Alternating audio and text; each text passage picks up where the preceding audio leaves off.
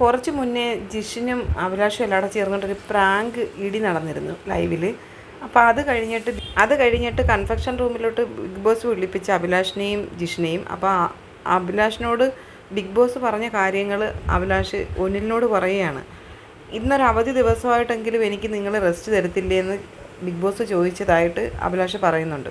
അഭിലാഷും ജിഷിനും big ബോസിനോട് പറയുന്നുണ്ട്, ഇത് ഞങ്ങളൊരു പ്രാങ്കായിട്ട് ചെയ്തതാണ് ബിഗ് ബോസേ, അപ്പം ഞങ്ങൾ തമാശയ്ക്ക് ചെയ്തതല്ലേ, ഞങ്ങളിത് കണ്ടിന്യൂ ചെയ്തോട്ടെന്ന് ഇവർ ചോദിക്കുന്നുണ്ട്. അപ്പം ബിഗ് ബോസ് പറഞ്ഞു മറ്റുള്ളവർക്കൊരു പ്രശ്നം ഉണ്ടാവരുത്, കണ്ടിന്യൂ ചെയ്തു എന്ന് പറയുന്നുണ്ട്. അപ്പോൾ ഇവർ വീണ്ടും അത് സംസാരിക്കുകയാണ്. ഭയങ്കര ഒരു കയ്യാങ്കളിയായിരുന്നു നടന്നത്. രണ്ടുപേരും പ്രാങ്ക് ചെയ്തതാണ്, പക്ഷേ കാണുന്ന ആൾക്കാർക്ക് ഫിസിക്കൽ അസോൾട്ടായിട്ട് തോന്നും. അതുപോലുള്ളൊരു സംഘർഷം തന്നെയായിരുന്നു ലൈവിൽ നടന്നത്. കുറച്ച് പേർക്ക് മാത്രമേ ഇതിൻ്റെ സത്യാവസ്ഥ അറിയത്തുള്ളൂ.